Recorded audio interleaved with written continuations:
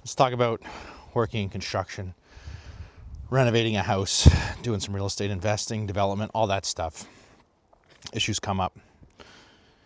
I see it so many times where instead of asking for help, instead of working towards a solution, everyone just kind of locks up, people put their foot down, and nobody works together for the common good.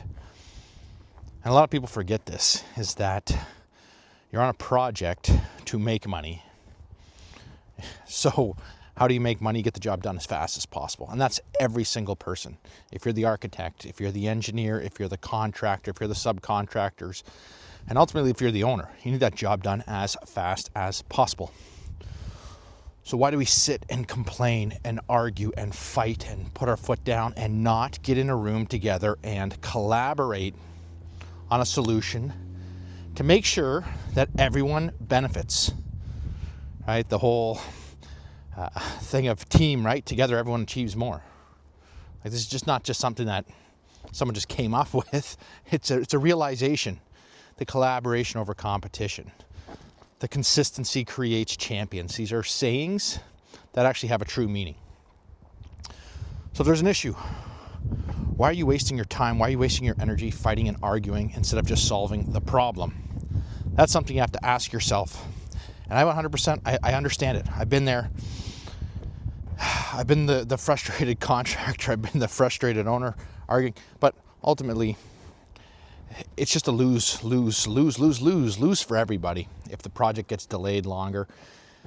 And the snowball effect that nobody truly realizes is that, okay, the project's going to take longer. Your contractors are on site longer.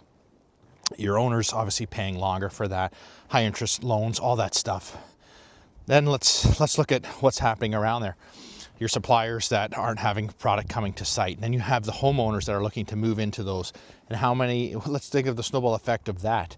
How many people need to sell a house because they're moving into a condo or an apartment, whatever you're building? Snowball. The butterfly effect, right? One small issue can grow exponentially. So you got to make sure that if there is an issue, that you're taking action and working towards a solution as soon as possible. Absolutely, as soon as possible. Just saves money, saves trouble, saves heartache. And yes, sometimes you got to put in that extra work. Sometimes you got to work late. You got to work weekends to get that done. But I found that just attacking it head on and right away, it's one of the most important things you can do to make sure that it gets done. And then you don't have to sit there and worry about it. You're not worrying about it for weeks or months, sometimes years. Things can drag on. And then just think about, with that, the ripple effect then on your personal life. That if you're the developer or the contractor and you're burning money, and if it's a fixed bid or if it's your project and it's taking longer than it's supposed to, that money's coming out of your pocket. That money's coming basically out of the mouths of your children, your family, because now you have less profit to feed them. Now you've got to take on more work. Now you have to go pick up those extra jobs on the weekend to be able to pay some of that lost money. And that's the worst part, is when you start losing not just your profit, but also bleeding into your own money. And you think about that. You think about the energy you're putting out there. You think about living the life you want to live. Is that the life you want to live? You might as well just go work for somebody else. You might as well have not started that development project. You might as well just work that 9 to 5 and just live a happy life. Simple and basic. But if you want to be that entrepreneur, if you want to be that developer, if you want to be the owner, if you want to be the boss, you have to make sure that you're being the boss and you're making sure that those answers are happening. And you got to make sure that you're living the life that you actually want to live. That's something people forget about, I think, is that you start a business so that you can spend time with your family. You want to be the supervisor so that you're not grueling it out in the field and putting the abuse on your body, and also having the flexibility because, hey, you're in charge, right? Getting into real estate, investing, all that stuff, it's supposed to give you time, and I see it so much that people end up actually spending way more time, and when you actually look at the return on investment, it ends up being so minuscule. And especially if you're just starting out in house flipping or buy and holds, you're usually starting with smaller projects, which means your profit margins are smaller to start.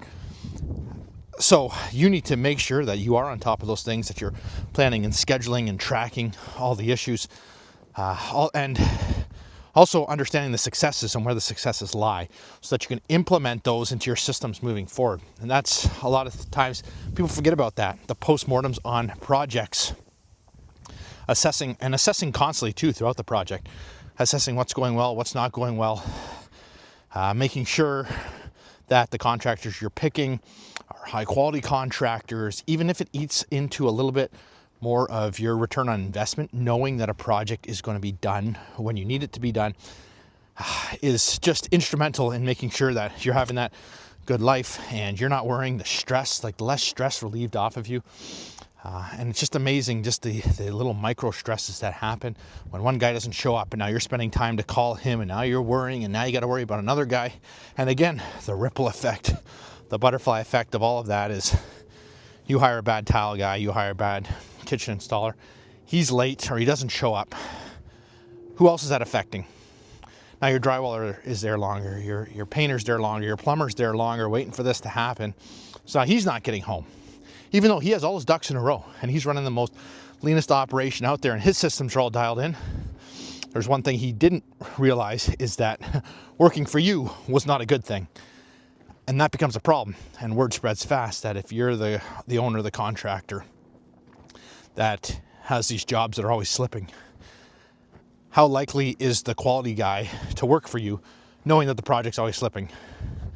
Knowing that he's not able to live the life he wants to live if he's working for you or working under you or working with you. And it's simple. It is that easy. It's as easy as learning from the people who have done it before, getting in a room with people who have succeeded, people who have truly succeeded. You want to build a 100-unit apartment building, you better make sure that you're talking with guys who have not only built 100-unit apartment buildings, but have built 200-unit apartment buildings. If your project is $10 million, you need to be talking with a guy who's doing $100, $200, $300 million projects. Your project managers, you want the guy who can look after multiple projects ahead of time or at once. You want to be talking to him because you're going to be there someday if that's your goal. So you need to be learning from the people who have far exceeded where you are right now, so that the systems you're building right now will get you to that level in the future. What good is it to learn how to build a 100-unit apartment building when your plan is to do a 200-unit? You want to build 100 million, you want to build 200 million, you want to build $1 billion. Learning how to do $10 million from someone who has done $10 million, or even worse, learning from someone who has never achieved it, is even, you might as well just throw your money away, because you're going to end up in that situation that I just talked about, where you have to hire cheaper and cheaper. You have to hire lower quality just to get the project off its feet, just to get the project to finish, hopefully finish. And again, you might as well have just not started in the first place. So make sure you follow the systems, you work on the systems, you get mentored by the proper people, and you keep working towards living that pro life, the life you want to, the stress-free life, the life that's dialed in, and the life that is truly fulfilling you.